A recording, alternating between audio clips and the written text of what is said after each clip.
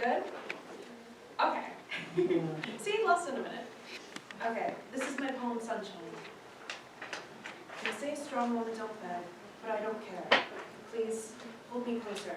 Melt away my shadows. Take the deepest, darkest parts of my heart and bury it in your light. I don't want warmth if it's not from your touch. That's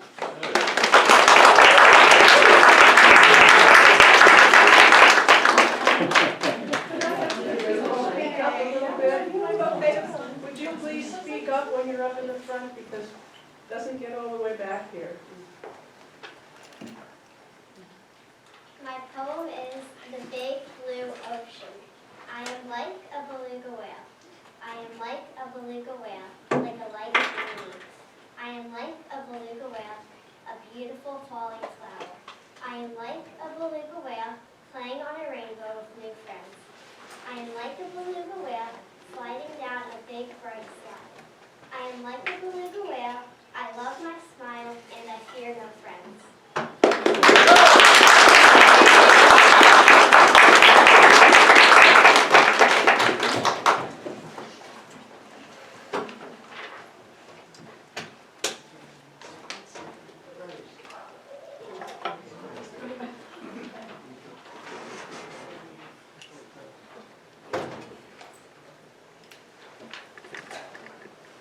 My poem is called The Brook. Majestic fields and rolling hills, straight out of a fairy tale book. Endless stories, my life seemed complete. That's until I met the brook. Its secretive lyrical path quietly beckons you to play. My son in his youth and I would spend many a day. Rocks and leaves and sticks, our imagination ran wild. Bridges, beaches, and trails, with water fierce or mild. As I've grown older, I sit nearby, the lazy brook in spring. I enjoy the sights and sounds with the calmness it brings. In dark and colder nights, its magic calls to me. The sun reveals its change, an icy-edged tapestry. The brook has proven itself worthy of an adventure book star. I hear with multiple facets, complementing my story thus far. Thank you.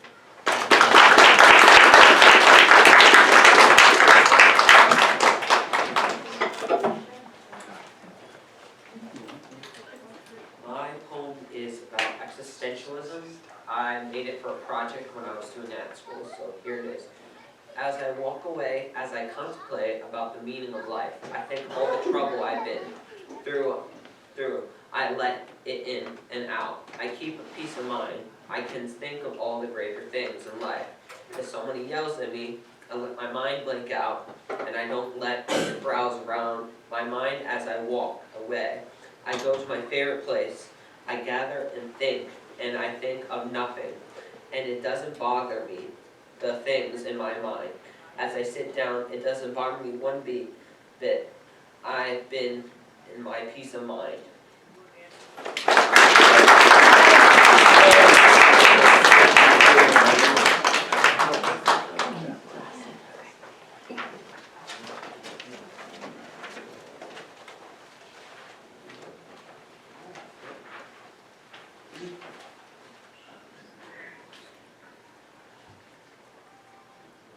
Hi, my name is Rosie, and I wrote the poem Stars for a school project. The assignment was to write a poem about something I loved. For me, it is stars. Stars. Stars blaze and twinkle at the night. They shimmer and glisten in the sky. You can see them every night. Some can also fly. They are exquisite.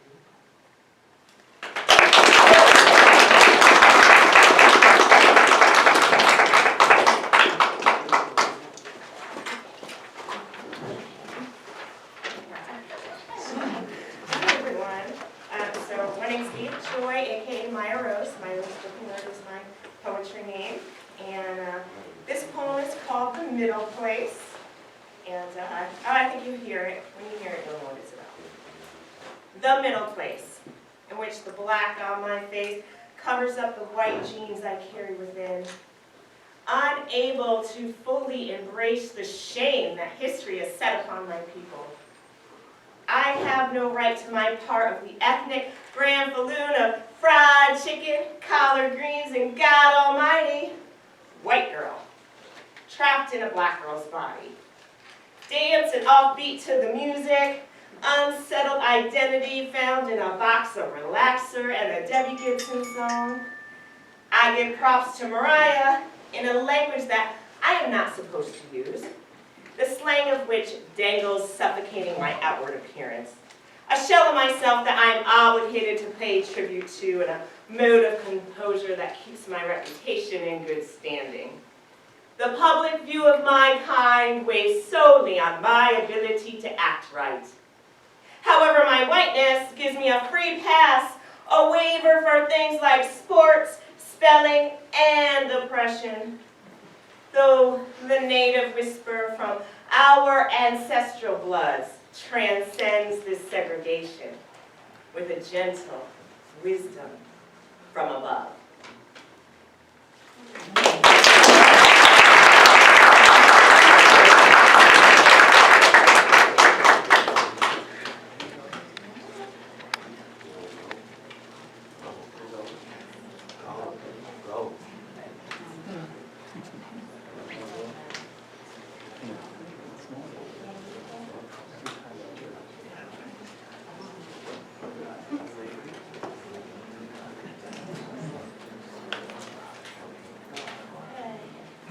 Feeling brave.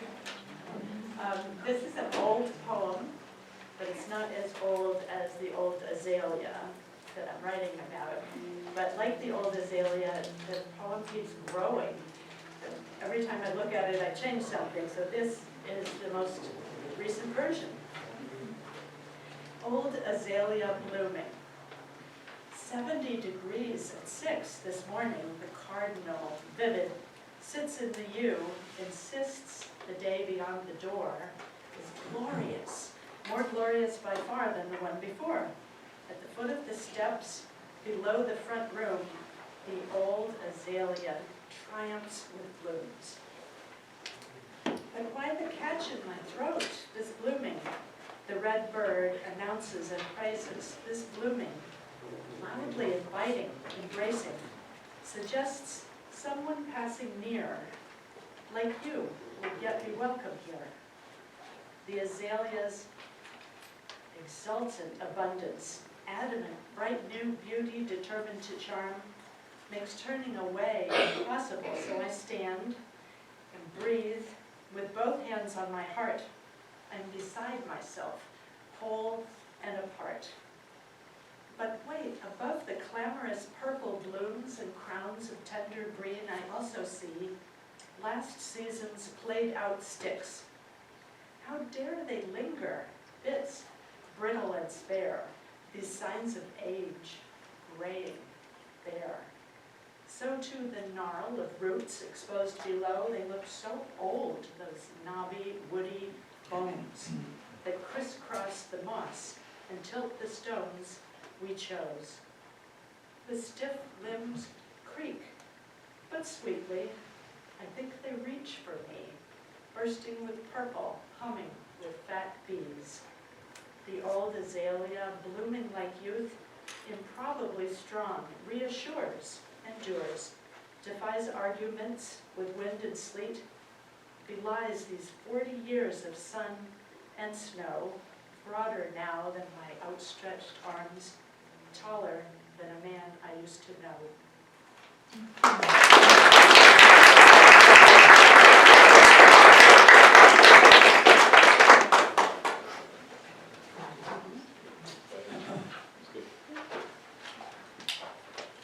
Hi there. The poem I submitted relates to Newtown, so I thought it would be a good match for the poetry walk. When my parents first moved us to Newtown, we lived on Toddy Hill at the crest of the hill opposite Longview Drive.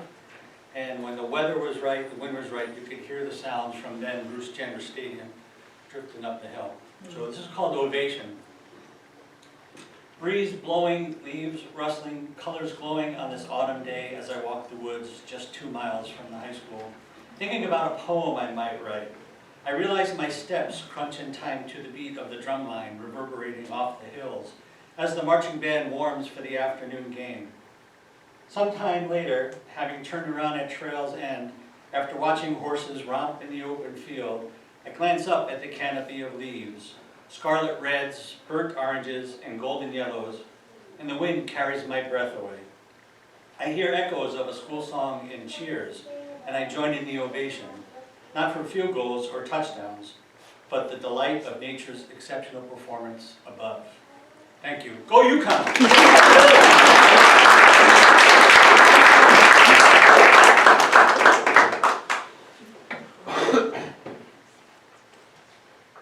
Hi, everybody. I am Amanda Goen, and I was here last year, and this year I wanted to submit this poem, actually. It was the first poem I ever wrote, pretty much, and I was 16 years old, dealing with the death of my grandparents, so I wrote this poem about time. So, as time goes by, life goes by faster than you think. One day you're there, and then you blink. A new day comes, and then it goes by. Faster and faster, and you wonder why. Why this? Why that? Can I find the missing link? Until I hit the brink of disaster. Faster and faster, I feel it coming. I try and I try, but I can't keep running from all the tears and the pain and the fears and the shame. Yeah, I'm the one to blame. So from here on out, I'm going to aim for the life I always wanted and not to be lame or ashamed. No more, no more. Life can't be like this anymore. Such a bore. I want more. So from here on out, I'm going to aim. So from here on out, everything will change. I will let go of my rage and accept the things that cannot be changed. So I have arranged to be a better me, the me I always knew I could be. It just takes time. And like I said, life goes by. And now it's not my best, but I believe that I am blessed, that in time I will reach my prime.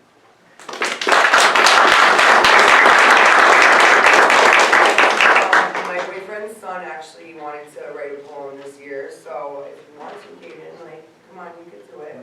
Your dad will. Well, either way, his poem is in that book, so you can take a read. It's called Supercars. I think you really enjoy his poetry, so I think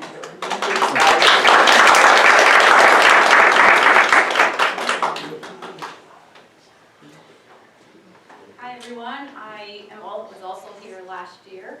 Last year I wrote a poem about nature, but this year I decided to switch it up a little bit. It's more about a commentary on the human condition and kind of what we're going through in the world right now.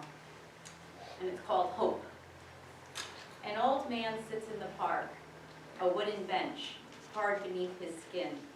Shoes ripped and torn, a thin coat tight around his neck, the only warmth from the cold. A young couple wanders by. He reaches out for help. They hesitate. A fire engine blares in the night. They clasp his hand. The world never forgets.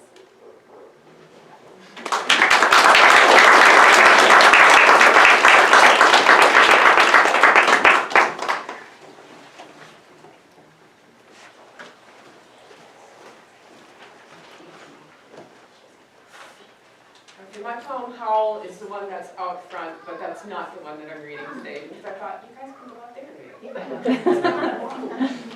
it. The poem that I chose to read today kind of follows in that same genre, in that, in this day and age with all that's going on.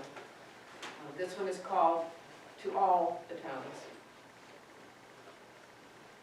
This is the town where holidays run roughshod over hearts and memories, where bells ring not in celebration, but as bitter remembrance of loss, where bright cold days are reminders of another day, when suns smiled wickedly on beauty forever in disarray.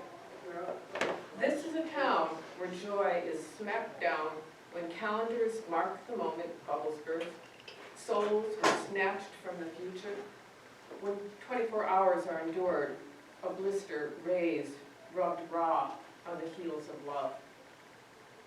This is the town where days go by, lives go on unmarked, until we turn the page and here it is.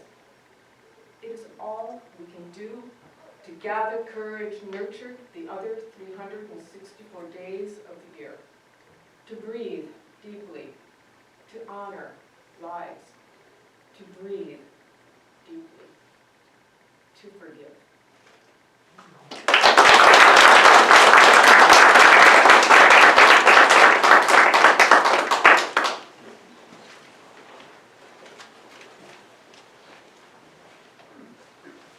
Can I borrow one of those books? I did bring it on.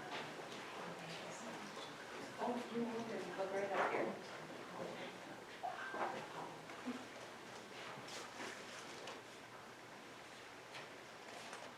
I'll just have to find it, sorry about that.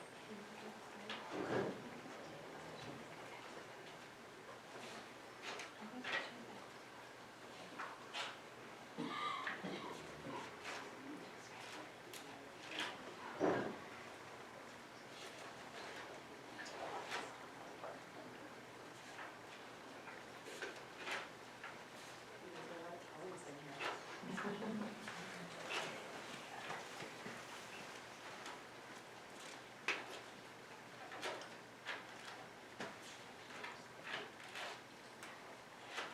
Here it is. My poem is called Supermom, and it's for my children and my own mother, who always supports me. Supermom. This is not a person, but an idea.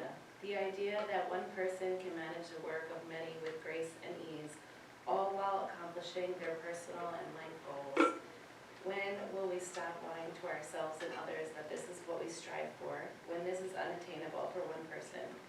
Imagine what we could actually accomplish: love, honesty, freedom, and connection. This is what we teach our kids so that they can be better than us, evolve, grow, and change.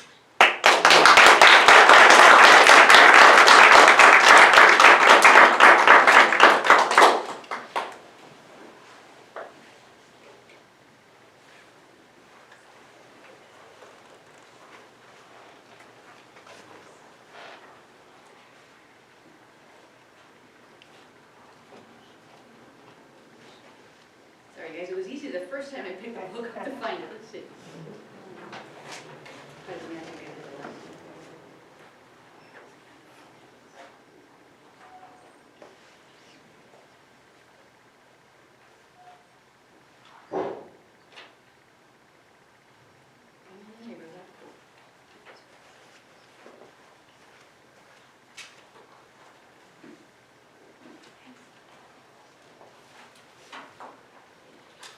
My name is Sandy Carlson. I am Woodbury's poet laureate emerita, and I've just loved sharing poetry wherever I go. And most recently, I led a workshop up in Vernon, Connecticut, which is way over there, where nobody goes.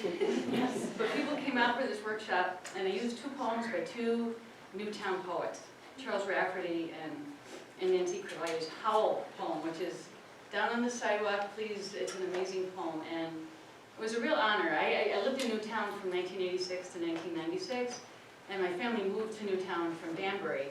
And when we moved, I just felt so deeply immersed in nature, and I just fell in love with Newtown. And a friend of mine and I, we would walk from Pembroke Road, which is off of Hanover, all the way to Andrea's Bakery.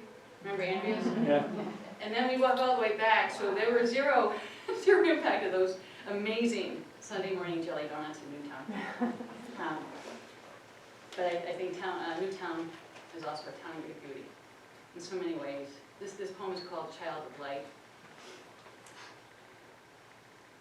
Deer are born of summer sunlit meadows, their legs as long and supple as wildflowers, whose blooms will birth an array of light, golden, white, blue, indigo. Deer siblings, young now too, as the fawns learn how to run. We notice each other at the same time, and time stops, caught in our eyes, awaiting the next breath, the next step, the next dream. A song from one wren to the next sparrow, a hungry rabbit, all soft, silent grace. A northern cardinal sings heaven's song, and I, a wanderer born of earth, water, all mother, all father, all, born of light, finding my family, a new gift of sight. Thank you.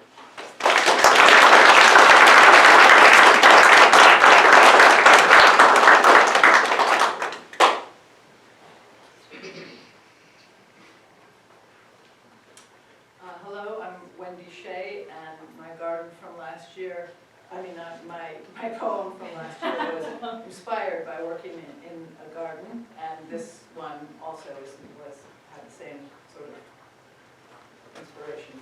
This one is called Boy. Pulling weeds from the garden soil, a blurry white object came into focus. A plastic knight separated from his oval base. He was running, sword held high. He looked uneasy among the zinnia seedlings. His expression was grim, even desperate, but I had to smile. This small relic of my son's childhood, lost in the leaf mulch for over a decade, resurfacing to meet me again. My little boy's hands were the last to position the tiny soldier on days when he collected frogs and dug channels in the stream and built villages with moss and sticks. Now he takes his girlfriend to John Mayer concerts and no longer wonders how to deploy his attacking army around the castle.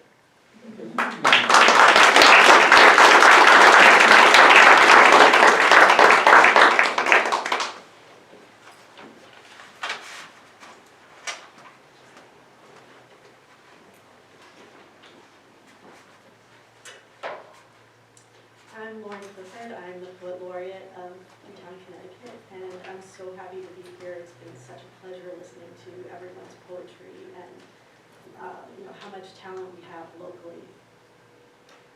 This poem is about resilience in troubled times and inner strength and beauty that others may not recognize. It's called Weeping Willow. Why covet the willow that's chronically cursed? Its branches hold pressure unfairly dispersed. An atlas, forever with struggles and woes, a destiny nature so blithely bestowed. Carefree in the past, it now buckles with weight. It's changed over years, getting bent out of shape, approaching its outermost limits of stress, contorting and twisting on each leafy tress. Perpetual sorrow has caused it to weep. The scars from its sacrifice truly run deep. A sensitive requisite, waterfall tears offset what all other trees think cavalier. To pity the willow would be a mistake. It's genuine, not like an actor or fake. Its strength is a marvel most can't comprehend, protecting its secrets and grief till the end. It cries constantly, making pools of the truth. Reflecting, it always has meanings to sleuth. If not for the weeping and teardrops that flow, just how is the willow expected to grow? The willow, the will, oh the will is the key, exclusively forming the tree's